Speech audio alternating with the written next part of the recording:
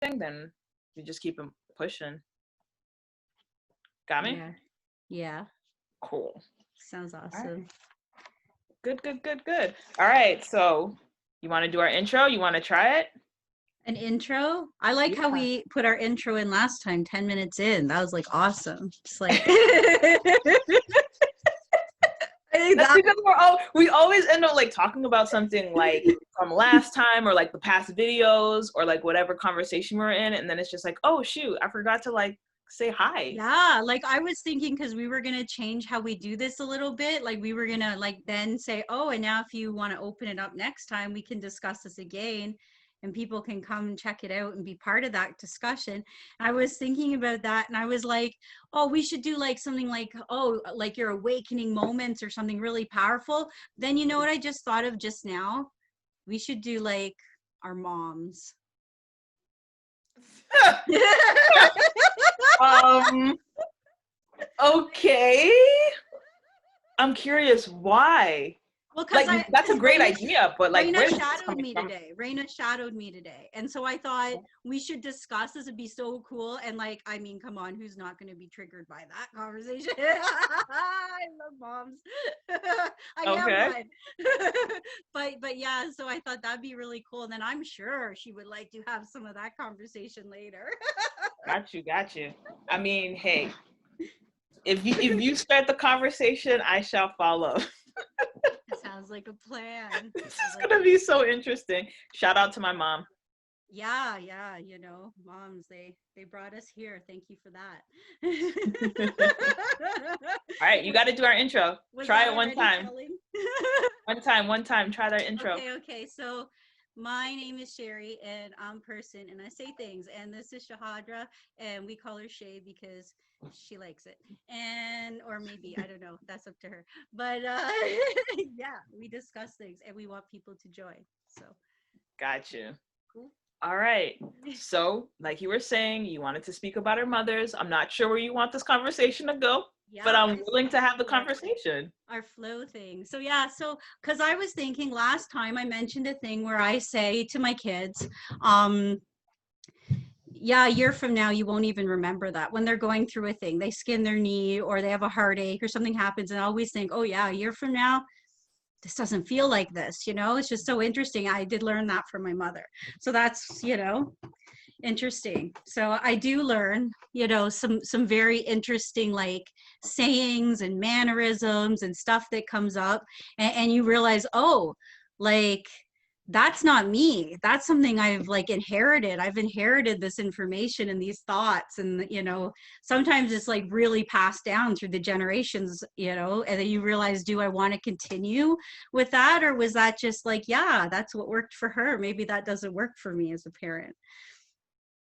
Got you. So how do you decide if you're going to keep it? Is it just if it feels right with you, or do you just get feedback back from your children, or how does that work? Sounds like good. Like all of that. Let's do all of that. Like I get feedback all the time because the only difference really, I think, between me and my children is just the amount of experiences I've had and the amount of energy I've built up around those experiences. I really think that's it. You know, otherwise, what else is there? You know, that's the difference. That's to me the big difference. So I get lots of feedback from them all the time. That's good. I mean, if you're open and you're receptive to it, and then when you take in that information, you kind of change. I mean, I think that energy would carry over, right? Like, because essentially what you know is like how you teach your children, it's not going to just stop at your children. They're going to go out into the world and they're going to, you know, if they choose to raise their own. And like you said, like our behaviors, our patterns, our, you know, the ways that we do things and the ways that we think get passed on through generations, right? It's not only like our traits or like our skin tone or our eye color, it's everything around it. And I guess the best part about mindfulness practice is that you become very aware of what, you know, what works, where it's coming from, you know, what feels right, what doesn't feels right. And as long as you kind of stay open and you're receptive to it, you're always able to change. Like everybody's going to mess up. I'm sure, like, you know, our parents aren't going to mess up. We're going to mess up and that's okay. But it's like, do you judge yourself or do you get harsh on yourself and do you act like this is like the end of the world? Or Yeah. do you just take it in? You don't judge yourself. You say, hey, listen, I own up to it. I made a mistake and this is how I want to proceed. You know, you can apologize. I don't know, whatever your style is. And then you kind of just move on. Cause like you said, it's bound to happen again. Oh yeah, that's for sure. That's for Right? sure. I think that that's interesting too though. Like so speaking of just like the generations of it too though. Think about the healing. Like you're not just healing your own self. Like that's why I particularly think the mother's side as opposed to the father's side. Of course that's adding like half the genetics. We understand that, but there's something about like the mother's lineage, you know, where like the cells are like so bonded when it's growing within you, and like there's so many things that happen between like mother and baby. Like I know one lady, she had a baby and she grew a beard while she was pregnant because she had a boy, and that's what the chemicals do, they move back and forth between you, right? And she grew a full beard, and like, you know, we had to pretend like nobody noticed because that was like, you know, difficult for her at the time, but when she had the baby it fell out because the chemicals balance themselves out again. So it's just like, yeah, it's like really cool. But it's like a small example of like what really happens with our bodies, and like how, you know, we just kind of bring it on. And then they kind of do track that in science a little bit, that you do like, what do you all carry down from the mother's lineage? It's really interesting. We could have traumas, like emotional traumas from generationally through our mother's side. And like, so now we can work on that kind of stuff too. Not even be aware that it's come from that far back. Like, you know, where does this stuff really come from? No, you're so true. And just so we can add a disclaimer, because I know you like, we got to say it, you guys, our opinions are our own opinions. You might see this wherever onto the internet, but we are just speaking for ourselves. We're speaking for nobody else. We're not giving medical advice. We're just sharing our own opinions. Do with that as you may. Yeah, and always do your own research. Like look it up. You can find this information anywhere. Like it's out there. So No, thank you so much for yeah. bringing that up, because you know, if people can't see me, I am essentially Jamaican. I was born in Canada, but my family is Jamaican through and through. And, you know, obviously we're bonded to Africa. And a really good portion of that is that, you know, especially for the kids born the first generation, they say, you know, you gotta give us a little bit of leeway because we are breaking generational curses. And they say that kind of like tongue in cheek ways. But when I really, really thought about it, and you're saying, it's so funny. I have this book right behind me. It's called the Kara, yeah, Soul Friend is what it translates from Gaelic into English. Wow. And it talks about how, you know, be careful with the sadness because it might not be your own. You get what I'm saying? And like Yes. that to me was so healing, because I was just like, I'll admit it, you know, I've struggled with depression and anxiety in the past. And it was just something that was so like, I didn't understand like where this was coming from. And in a sense, because I was so, not like naive, but ignorant of it, I took it on as myself, like, oh, this is me, I'm putting myself through it. And it's just like, when he said that, or when I read that, I was just like, oh, wow, you know, coming through my mom's generation, you know, at the end of the day, I'm a Black woman. God knows, you know, my entire lineage is what it's gone through. Like even me just knowing my grandmother's story and knowing my mom's own, you know, history and trauma. And I don't know, only know such a small piece of it. I can only imagine what I'm trying to work out in, you know, in my limited time on earth. So I do see how it's so freeing, and it's kind of beautiful to know that we are linked in such an amazing way, but also that I don't want to say it's also could be a challenge, because Well, if yeah. when How do you're you heal aware of it. that? How do you even begin to heal that now? Like to even think of that. I really think it's all the mindfulness training. Like we can sit with it now. We have that ability to sit with those feelings. So now when all this stuff wells up and you think like, wow, I can kind of feel this. I'm thinking about like the past and like, you know, all these emotional things that we've discussed in our family through culture and generations and stories that have been brought up. And now what happens if we just sit with those and just feel those? Okay, that's what those feel like. It just to Right. be with that now, you know, let alone speaking about it openly. And now to be with those emotions, that is hugely powerful. Seriously, the simple, you know, the simple exercise of, like you said, sitting with it. Because you know what? I can only imagine when, you know, to anybody out there who's grown up, you know, who's had a rough upbringing, at the end of the day, a lot of you know, a lot of people, a lot of our parents were just busy surviving. They didn't have time to be mindful. They didn't have time to become depressed. They didn't have time. Like, they literally had so much going on in the moment, just trying to survive. So the best thing that I could do for my ancestors is to literally just sit with it. And sometimes, like I said, that heaviness, it's a burden. Those are my words. Like, that's what it feels like. It feels like a burden. But I realize, like, thank you so much for bringing this up. Like, my gift to them is just sitting with it, you know, acknowledging it, let it pass. Because, you know, for the woman in my lineage who it didn't get to pass for, who had to carry it their entire lives, to the fact that they passed it on to their offspring, if I can feel it, acknowledge it, be okay with it, you know, bring awareness to it, guess what? It disappears forever. Oh, I was feeling that for a moment, Chandra. That was so inspired thinking, you know. Inspired. Thank you so much for bringing this up, because I don't thank even you. know. And that just ripples on to the next generation now. Like, that is the healing right there. That is the healing, Chandra. Absolutely. You're doing it. I hope to continue. And it's like I said, there's days where it's just, you know, it's dark and it's scary.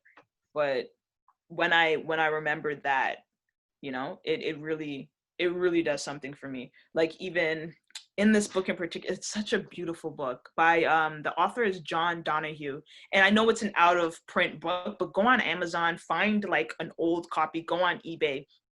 Beautiful book. It's called the Anna Kara. And he's like, yeah, you know, he refers to like the flesh. Oh, and it's Celtic. Like, he's Celtic. So like ancient, if I'm not mistaken, I think that's Irish, you know, European, like very rich history. And he was saying, like, you know, how he refers to like your skin as like clay.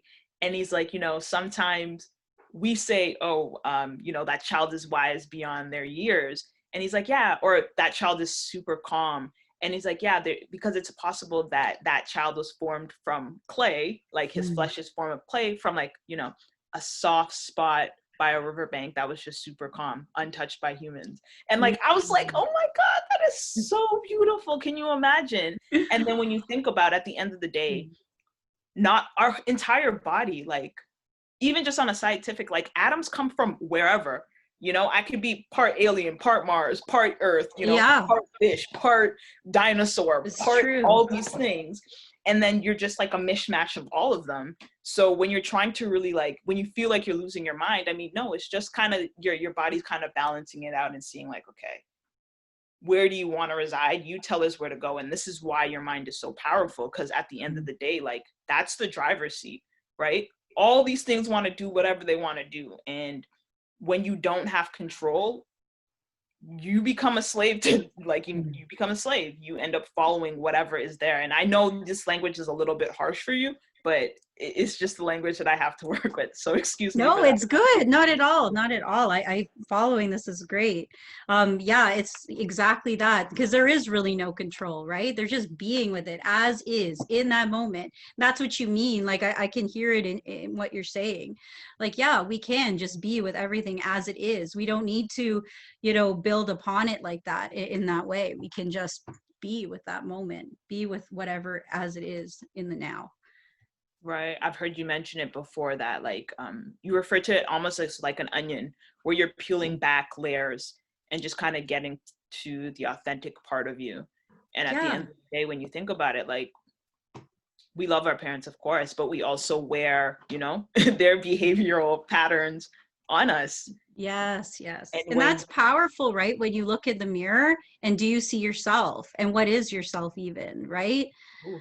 So yeah, like, I feel that. So I can give an example about my hair. Is always a fun topic. So I would always change my look based on how I felt, but in a sense that, so when I was younger, I was quiet, and I didn't speak. I know that's just beyond shocking, but yeah, I didn't speak and I was like withdrawn, and my world was completely internal, and I would like internalize everything, but always forever the watcher, you know, like noticing. And then all of a sudden, this is really going to date me, but then Madonna. Like, I mean, come on. She said, express yourself. I mean, she said, express yourself. That for me was like the biggest, most flooring thing, just those words, express yourself. And I was singing it all the time. And I was like, what does that mean? Like, who is me? You know, like, how am I separate from any of these people? I could never see myself as separate as a little girl. Like, I could just feel the energy so connected with everybody that it's like, how are we separate? So then all of a sudden, express myself. Well, that was like just it for me. That was the beginning. So then I started bleaching my hair, very white blonde, and the bright red lips and the tight ponytails, and wearing black and black eyeliner. And I think I stuck with that look for like ever, because to me, I was showing outwardly a reflection of what was inside. I'm Okay. expressing myself. Okay. And yeah, so that was like, so instead of seeing all the brokenness in the world, she showed me some healing. Express yourself. Well, that was healing. So then I emulated that. And even my, like, when you look at your room, you know, like, that's your extra, that's what's going on inside, is what your room looks like, right? It's just so almost obvious when you look around and you think, okay, well, I'm chaotic over there because this is what I'm thinking, right? Mm-hmm. And so it was the same with my look, like what I was, so I didn't want to look like my lineage. I would try to change that. So I would never dye my hair brown, because I would never want to look like who I wasn't, right? I never wanted to reflect on the outside of a visage of somebody that I wasn't. So I thought, okay, so I emulated the look of Madonna, because inside I felt like, express yourself as me. I needed to get all what was inside of me, and it didn't matter who it was. It just mattered it needed to be out. So I looked that way. However, I didn't want to look like my mother. I wanted to look different, right? I didn't, because I didn't agree with how she was and her thoughts, and we definitely were completely different entities, you know, and had a hard time seeing any similarities between ourselves except for our look. So for me, I didn't Oh, want to have, wow. yeah, so I didn't want to have any similarities to that. And she definitely had some issues with me not looking enough like her as well. So that's where, like, there was some trauma in that, just in the look, right?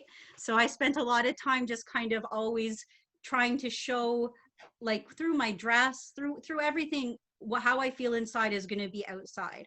Like, okay, so I've been up for a little bit again, building, and I haven't even, like, I've changed my clothes barely, because I did sleep in my work clothes last night and just crashed on the couch, and then it just makes everyone crazy because there's sawdust like everywhere. I was just too tired to even think. But so anyways, I quickly, like, changing my clothes, and I haven't had even a chance to have a shower yet, so pardon that. But the thing is, this is what I feel inside, you know. It is. I've been up because I've been excited about a project. You can see that because I haven't showered. I've just been in a project mode. I want to be cozy today. My daughter and I did a pajama day, so I'm in my pajamas. This is a Oh, onesie. that's so cute. So That's this is how adorable. I feel, you know? So taking it from, like, instead of feeling like I have to carry, like, this burden of expectation on who I should be, you know, I try to just, who am I in the now? And I just try to feel that, you know, I could sit with whatever emotions, but who am I right now? And then I feel like I try to represent that almost physically on myself and around myself even, and to just be aware of that. Like, what am I even showing, you know? Got you. So what I'm hearing is that when you first heard Madonna, like, that was, like, in a sense, that was like the phrase that unlocked your freedom for you to kind of just express outward, you know, and change up your look, because I guess you and your mom look similar, but think like complete opposites. Which honestly, you hear that a lot. Like, I apparently look like my dad, and we have like a non-existent relationship, but like, you know, I'm his kid, and like, he sees himself in me, and it's like crazy because my mom would say it all the time, like, oh my God, you look like your dad, you know. But yeah, so as with you, like, so now you're experimenting, and then now you and your mom begin to clash, because now, does she see it as you rejecting her, or how does that? Oh, I'm sure. I'm sure I put her through much torture about that because already I looked a little bit different. You know, I was fair skinned and had like dirty blonde hair and green eyes, and she was all like darker and dark hair and dark eyes and just like traditional European look. Whereas I just didn't fit. you know? So it was always like contention, like that you don't fit. And exactly kind of what you're saying. So do you get that where it's like, you know, where the parent can look at the child and say, now you look like that other parent, you look like your father or your mother, but you're not them. And your parent can look at you as them. So if I look at my children, I can see myself in them, of course, and I can see Josh in them, of course, right? I mean, but they're not us. You know, Right. they're just reflections of some of our lineage, but they really aren't us. And I can't look at them and see them as reflections of just who I am, because then I'm going to imprint on them that that's who they are, and then they might not find themselves as easily, right? Because I could put my expectations on there without even meaning to, just by saying you look like your parent. I'm not saying like you are your parent, but just by always pointing it out. And then, like, you know, there's the need to maybe want to break free and be like your own self, because it's like, Wow, you know what? I'm like trying to figure out what, because like I said, growing up, you know, for me, you had, there's such a, okay, so Jamaicans are extremely like, you know, we call ourselves prideful, right? Um, and that's with every, in a sense, that's every culture. Like you want to, you know, you want to claim that, you want to be connected to your lineage in a sense. And for me, okay, I really didn't want to get into this, but I really have to get into it. So, I mean, we live, you know, in a racist world. We live in a colorist world. Very true. And that doesn't end, you know, within my culture. And so both of my parents are a darker complexion of me, and I'm a lighter complexion.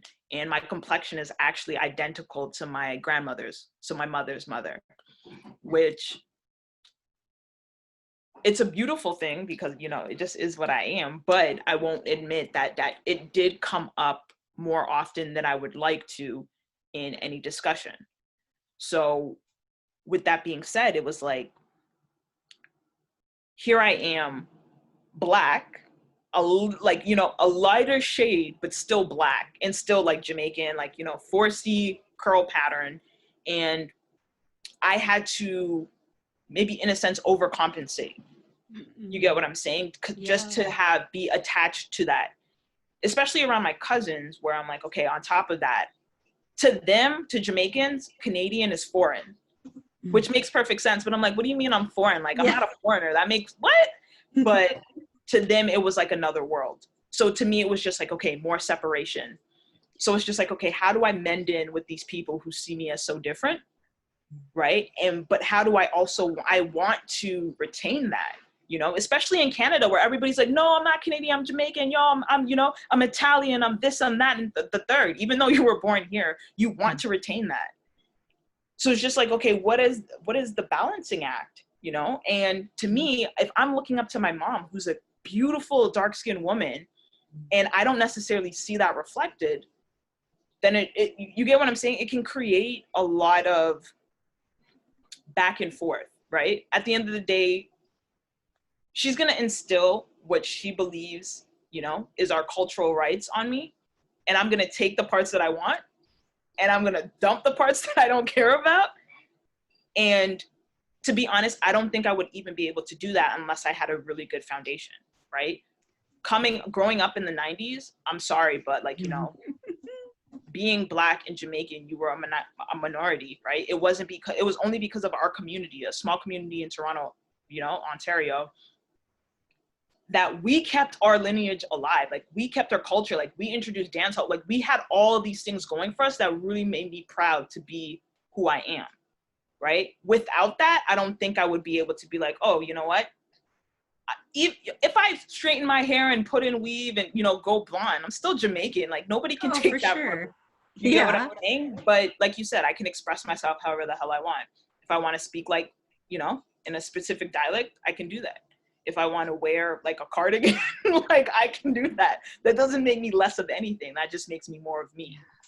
Yeah. You get what I'm saying? I do. And your awareness of that, like that's so profound, and that's what you take forward and you spread forward. So it doesn't so much matter almost what other people are having to say. It's kind of always like, oh, good, that's where you are. That's awesome. I'm glad you're there. But you know, you're here, right? So Can yeah. you describe for like the people who are listening, like what color is your hair? Because it's like a cool Oh, ombre. oh, right now, there's green, pink, purple, and blue right now, and it's kind of You got faded. 4 So colors? yeah, right now, but they kind of mix together, so it just becomes like every That's, color. that's Yeah. awesome. I like what I see, and it like keep in mind my computer is like an older computer. I see like the pink that goes into a purple on one side, and I see like a bluish green.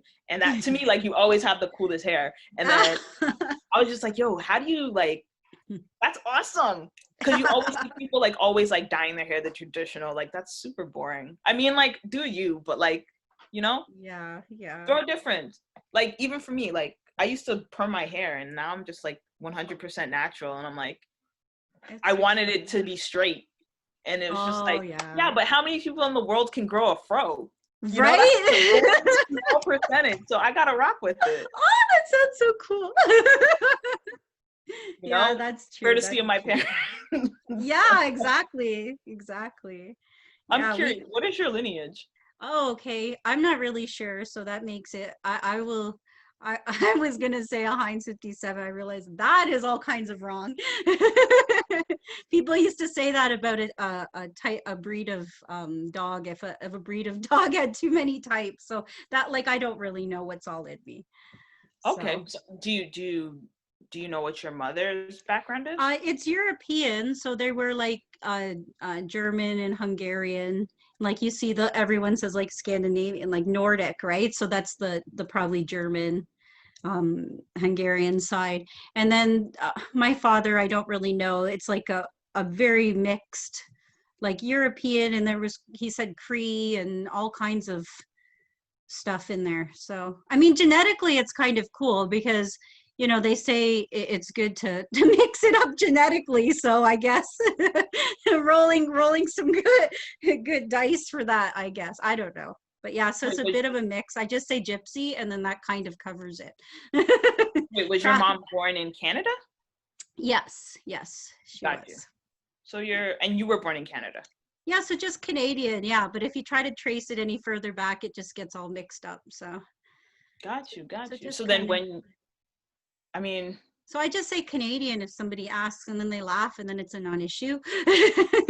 got you. So you didn't grow up with like, I don't know, like, learn, like, do you speak another language? I do. My grandmother did speak German, so I can speak, Oh, but it's okay. a mixed German. Like it's Schwab German, so it's like a mixed dialect. So even by German standards, it is very mixed dialect. Like Jamaican is like patois is English, but it's like it's what they call broken English. So I mean, Yeah, yeah. it So is what it some is. people would understand me, not everybody. And I can't, like, I mean, if they're playing a song or a movie, everyone's like, translate it. Sometimes I can get words and stuff. But I mean, as far as conversational, I haven't spoken it in like a decade since my grandmother passed. So as Got much you. as I can retain of that. But yeah, culturally speaking, we didn't retain too much of any in particular thing other than one tradition I do maintain is that we celebrate Christmas on Christmas Eve.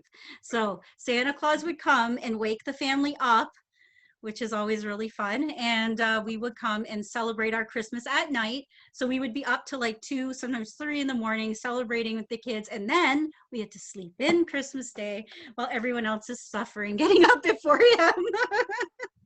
That is awesome. And is that something your mom started or your grandmother started? Yeah, yeah. So that's my grandmother did that, and she maintained that, and my mother did attempt to maintain that. So it's just one thing I picked. I thought I'll pick one thing, and I'll use that as a tradition.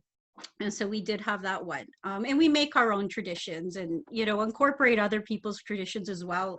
Like I mentioned about Thanksgiving, where we're always trying to learn what other people are doing too, and just see, yeah, what's interesting about that. We celebrated like Dolly last year so that we could just see what the food was like. We had the food and the candles and talked to some other people that celebrated it and just had like it was a little celebration. So as far as my own traditions, I only keep the one really and make up our own new ones. How about Got you? you. Did you keep traditions?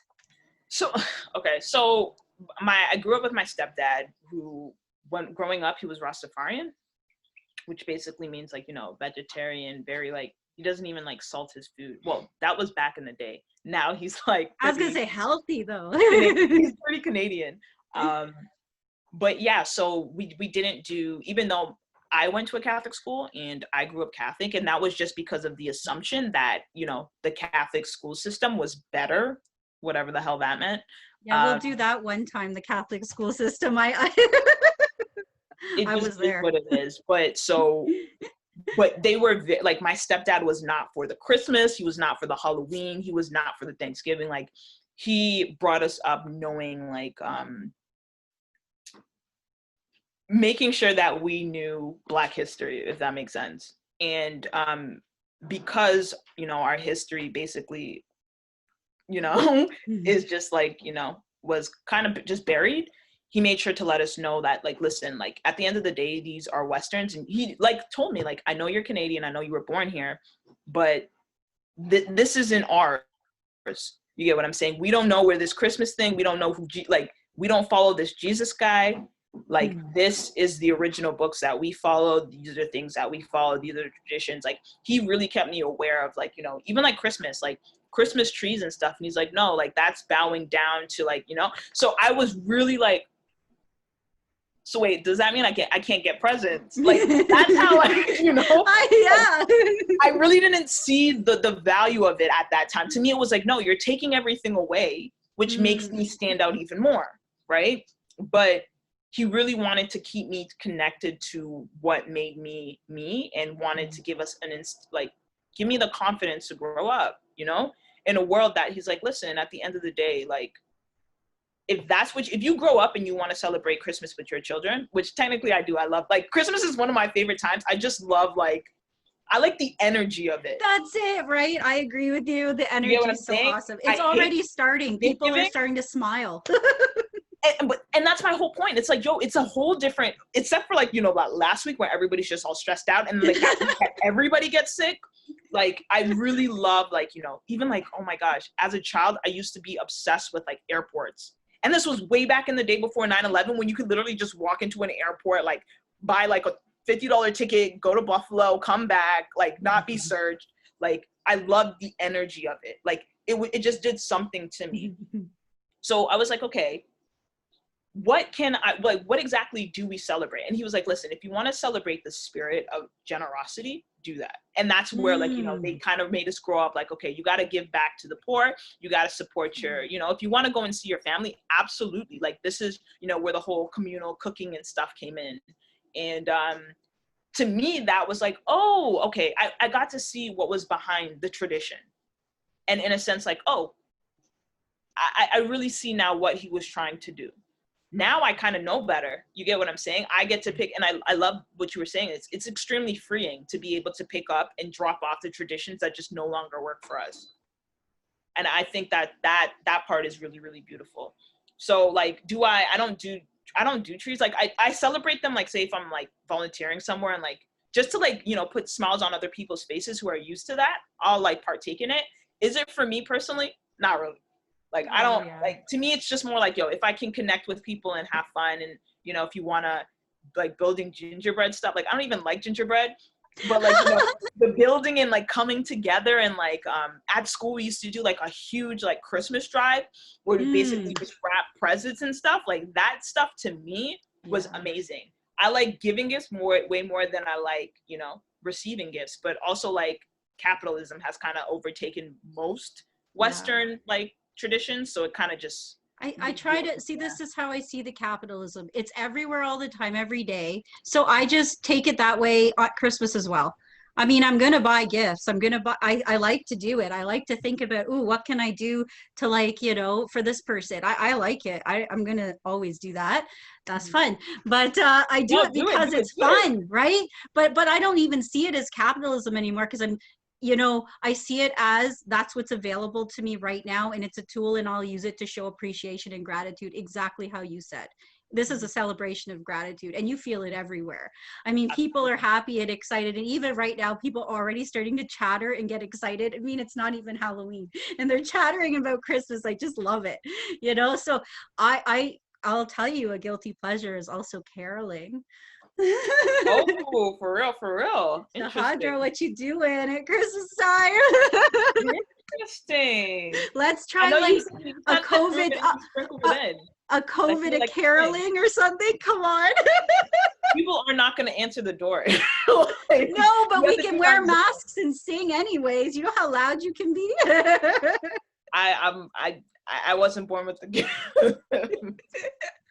But no, that like we used to, when I used to work at a long-term care facility, you know, people used to come in around Christmas time and like volunteer and do it, and like it just brings joy to people's face. So I mean, as long as it's about that, my biggest thing was like we a lot of the times we get separated. Like what capitalism is extremely divisive, right? Like it separates like the haves and the have-nots, and then what you have is like, you know, people when people overspend and then like don't you like that's not part of the tradition, that's not part of the spirit. Like I understand, like Yeah. give it within your means, right? One of my favorite Christmas gifts is like I'm like a cookie monster, I love chocolate chip cookies. And like around that time my friend used to always make me like these oatmeal chocolate chip cookies, and like well refuses to give me the recipe but bakes me a huge batch every single Christmas, and I like that to me is just like yes, you know. So to me it's like, you know what I enjoy, you know I'll love it, and that to me is like, yo, that's awesome, you know. Yeah. I've definitely given gifts before, I just don't Yeah. overdo it, like, you know, Yeah, I think I see that though. The people who are overdoing it though, like for the gifts and stuff like that, they're the ones who are kind of in that space all year anyways. Like, so you kind of know, like those people are the ones that's, I mean, there's all different reasons for it, right? Like they can't see past maybe being able to bake a cookie or even having the time to bake the cookies to do it. Like, cause I like to do gifts from the heart and make things and stuff like that. But then there's a lot of people who don't have the time for that. And I know the only way they've even learned to express emotion is by giving a gift. That's the most Oh, they can do absolutely. is Oh, once a wow. year, get up to the point where they can buy a gift for someone and give it to them and to them. Like to me, that just seems like, wow, that person, you know, I could do that all year round. But for them, that was a big deal, like to get up the ability to even do that. So I mean, we're all where we're at. So I just try to avoid the kind of stream of energy that is that, you know, how you can kind of, when you're walking around the store, you know, if you walk down that aisle, you're going to get into it with somebody because it's like all messed up with energy and people are getting uppity. Do you walk that way or do you just go the next aisle? You know, Right. it's kind of like a choice, I think, at Christmas time, like which energy flow I want to go into. And right now, I'm just seeing so much positivity everywhere. People are so pumped already for Christmas. It's like not a drop of snow on the ground. I could still go outside and plant a thing. No, but it's like you said, it's a beautiful thing. You know, I grew up like with my aunt, who was my mom's brother's wife. You know, since we're speaking about mothers, like she said, I just realized this too, or she just told me this last year, that her parents used to always throw like in American, like they're American, they grew up in Connecticut. So they like very like holiday bonuses.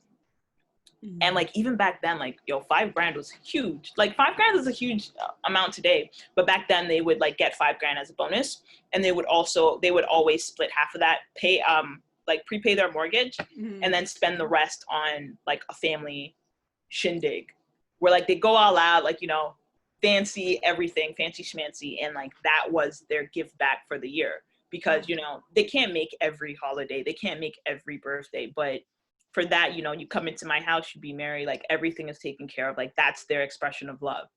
And you're so absolutely right. Like I kind of like, you know, I realize, I catch it now that I was kind of being like a little judgmental, where I'm saying like, listen, don't overspend, but I just don't want people getting caught up in like the wrong types of tradition, like just doing it blindly. It's when you lose the awareness around it that it's like, okay, now you're just gift giving just to like, you know, keep up with a tradition that you're not even sure that you agree with.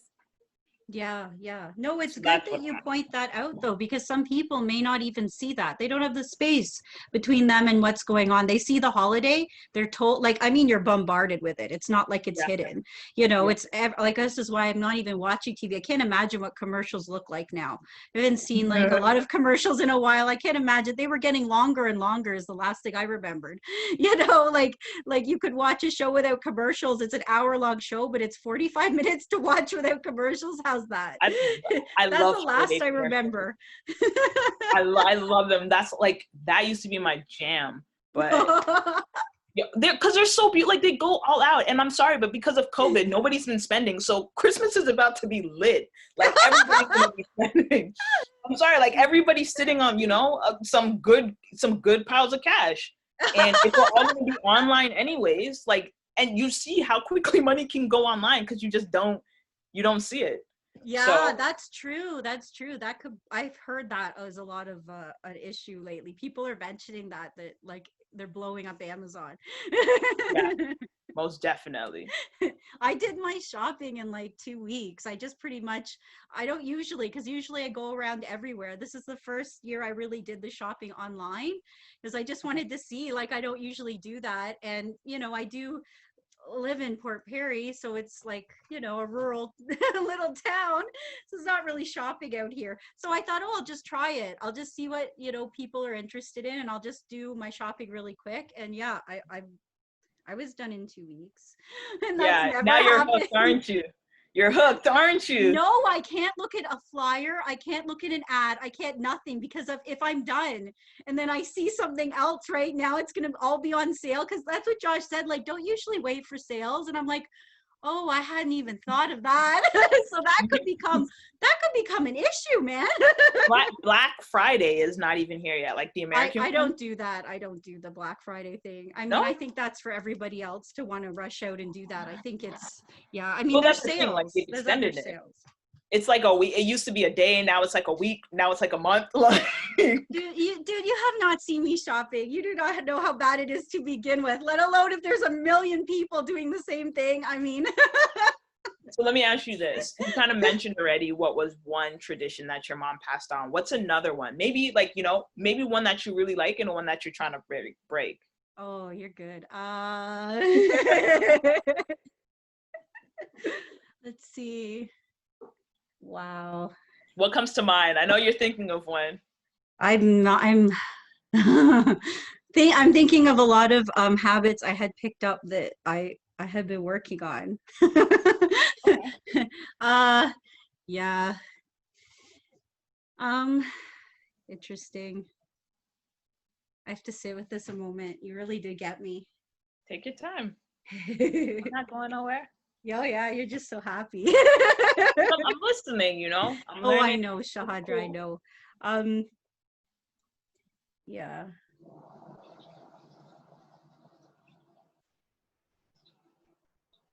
So I guess my mother worked a lot. So she gave me a really good work ethic. I always do say that. She worked all the time, and she was mostly a single mother. So we all know what that comes with, Yeah.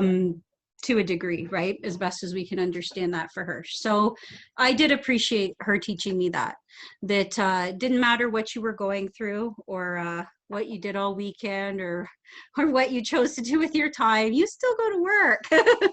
So I did learn that from her. And I mean, I don't adopt that fully because now I do know to take care of myself, and we've spoken on that. Like, my health is going to come first always. I'm always going to try to look at it first. I may bend the rules a little bit with that sometimes. Like, I've stayed up a couple days, but I'm still pumped and I'm going to rest tonight, so it's going to be okay.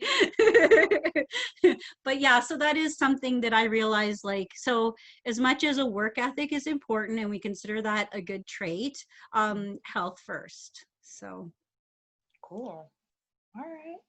For me, my mom really taught me about like respect, right? And just how much, like, obviously, like, worth ethic is a given. Like I said, she was an immigrant.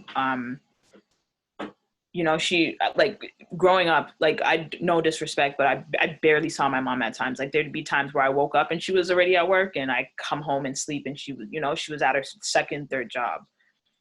But one thing is like I said, like respect. Like growing up, my mom knew that she wouldn't be able to kind of watch every single move, which gave me like the self-confidence to know what I was capable of. You get what I'm saying? In terms of respect, like she taught me not to be afraid of authority. She taught me how to speak up for myself and not to allow myself to be disrespected by somebody just because, you know, they were the parent. Just because she was my mom, it didn't mean it was the end all and be all. You get what I'm saying? There was times, of course, that she lost her temper with me and she said one thing, but I always remember, like, even I used to hate it. Like, even when, like, you know, I'd get in trouble and she'd be like, okay, so what do you think I should do with you? And then, like, you know, Oh, I'd that's just be my like, favorite. I hate that. I hate this move. Oh, I I hate love it. And I'm going to use it on my children. I cannot wait. It's the best. Like, it's genius, and it's like the worst, best punishment ever, because now you have to essentially, like, it really puts you in the reflective mode, right? And then you have to, like, you get to decide what is essentially fair, right? And at the end of the day, like I said, it was almost like you're collaborating, which in the big, like, I didn't see it this way. So you try and, like, you know, get off like, oh, you know, I would let myself go out because, you know, I just made a mistake. Negotiate. Like, oh, you know, I think you should stay home. I think you should stay home for the rest of the week. I think you should do this, that, and the third. And then you know, I'd be able to counter. And like I said, like, her giving me that respect and her giving me, you know, of essentially allowing me to speak and, like, voice myself, like, that's a skill that I could never, you know, I don't know where else I could pick something up like that up. And that's helped me in, oh my God, in so many ways, especially like out in the world, and, like, you know, where teachers are like, you know, do you do what I say? And I'd be like, no. And I had a reputation as, you know, the girl with attitude, but that was just, no, I knew exactly what was allowed and what wasn't allowed. And just because, you know, even like when it comes to anybody, like, you can't just talk to anybody in any sort of way. Like, everybody is entitled to respect, and you have to be willing to listen and learn, because without those things, like, I mean, what, like, who are you as a person if you're not willing to do those things? Like, some people might, you know, some people lose it and some people will disrespect you, but you also have an ability to be like, okay, listen, you're being rude. I'm telling you, you're being rude. I don't deserve this, so I'm gonna walk away. And most, like, yo, she always told me, listen, if you're gonna do the crime, be prepared to do the time. So, I mean, beautiful moments. I gotta Yeah, tell you, I do that with my kids, and I have to tell you the honest truth, and I'm not sure if they're gonna watch this, but they always give themselves a harsher consequence that I would have done. I wouldn't have done that to you, man, but I don't tell you. but let me ask you this. Are they more willing, or are they more likely to cause more trouble? Or do they kind of like, start to, like, what's the word? You get what I'm trying to say? They start to, like, self-regulate. Yeah. My kids hardly cause trouble. I really shouldn't say that, because for sure, if they watch this, now they're going to give it to me. But yeah, they really don't cause that much trouble. I try to keep them really mindful in that way. Like, this is what you're doing. Like, also to know the consequence before you do it. Like, I mean, really, they know what's going to happen. So if they come in late and they know they're late, I'm like, you know the time, you know what's up. I'm not mad. It's all good. I just don't get mad because you know what's up. You did it. So I love that. Like, that's exactly it. That's how I parent. I mean, we will see the results of this experiment. A couple more years. Let you know how it goes. The lessons of my mom, like, you just saying this, I remember, I'll never forget this until I die. Sixth grade, my mom shows up at my school to sit in my classroom without telling me she's coming. I remember, I'll never forget this, just like after lunch. And, like, for anybody who's listening, sixth grade for me, I finally came out of my shell, right? I was in a class with all of my friends, and my teacher was awesome, and Harry Potter just came out and we were reading it. So, like, you know, you're just on 10. So, like, of course, like, you just, when you're that young and you're in a, like, you know, you're sitting beside your friends, like, you're always just going crazy. I'll never forget, my mom showed up, sat behind me just to see, she wanted to just pop in and see, you know? And at the end, she kind of explained to me, like, listen, your teacher told me that, like, you're a very bright student, but sometimes you can get distracted and you can start going off. And I just want to let you know that at the end of the day, these are my expectations of you. And you're either gonna, do what you need to do, or you're gonna get distracted and you're gonna have to face those consequences. And at the end of the day, if they suspend you, if they do whatever to you, that's the consequence you have to pay. And my mom wasn't the one to, like, bail me out of every single situation. Like, even growing up, she's like, listen, if the cops come for you, I'm letting them take you. Oh no. Don't call me to bail you out. Because, especially if you're doing something that you shouldn't be doing. And me knowing that, like, listen, me knowing I couldn't call my mom if I was messing up and did something to the fact that I ended up in police custody, made sure I never ended up in police custody. You get what I'm saying? From that day forward, like, I knew that, like, listen, classroom time is a time for me to, so, like, at the end of the day, like, even her, she's like, listen, when you start going crazy, all your friends start going crazy. You get what I'm saying? And like, you're a leader.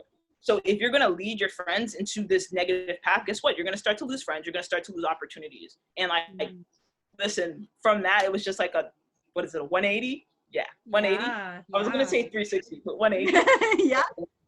Yeah, it just put it in my head like, oh, like, I get it now, I really, really get it now. So she saw that in you. She brings that out in you so early that you're a leader. I like that. I like that part of the story. Like I said, she had to. And like, you kind of know, like, single mothers have a unique challenge. And, the worst part is, kids end up raising themselves a lot, which, comes with its own host of, negatives, but there are some really great positives to it as well. And like, I know about, like you said, balance is extremely key.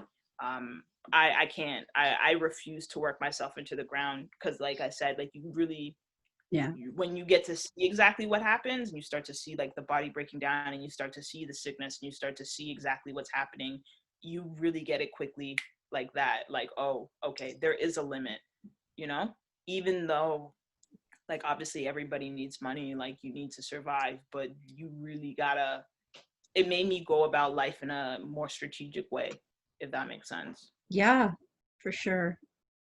Wow, that's cool. Give it up to our moms and all the good lessons. And all the lessons we're still learning. Oh man. Oh man. Oh man. All right, man. Is there any final comments you want to break? Anything else you want to share about your mom or your relationships with your grandma? Or any lessons that, you didn't learn as quickly as you would want?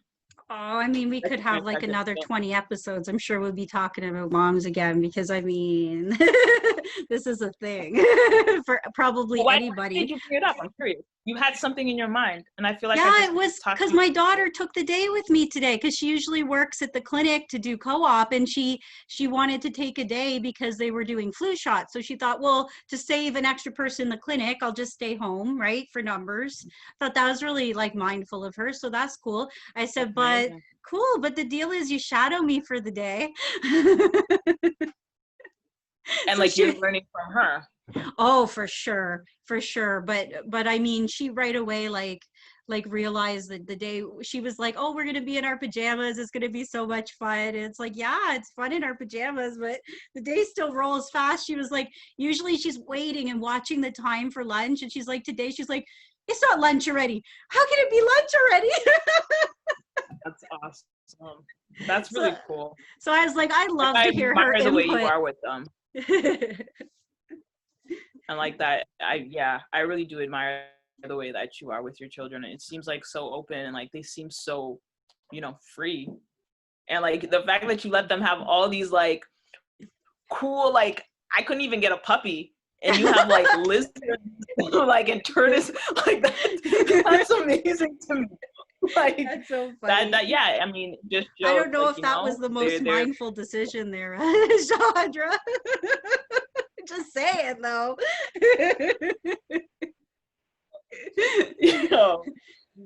One lesson at a time, man. One lesson at a time. That's for sure. Nah, it's been awesome, though. Cool. Thank you so much for sharing about, like, now I feel like I know a little bit more about you.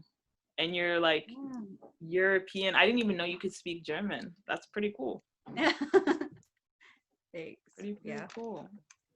So We thank you just for keep joining me. growing. Yeah, thank you. Anything else? No, it's Anything all else you good. want to share? I think All we're right. good. I'm excited for the next piece when people get to talk about what we were talking about. Yeah, definitely. So if there's anybody else listening and you guys want to join the conversation, please feel free to reach out. Are you from you? So YU to you YOU. Just follow the link. Like we're gonna post the link. Follow the link. Find us on Twitter. Find us on Anchor. Humans Discussing Things podcast. We will speak. It's me, Shahadra, Sherry. We will speak weekly. We'll have a discussion about just life, living life mindfully, and obviously we're following the path of John Kabat-Zinn, and we'll put a link out. Yeah, we'll add a link so you guys can kind of follow at your own pace. All right, so thank you so much for listening, and thank you so much, Sherry, for joining me for another discussion. It's been awesome. Thank you. See you. All right, take care. See you next week.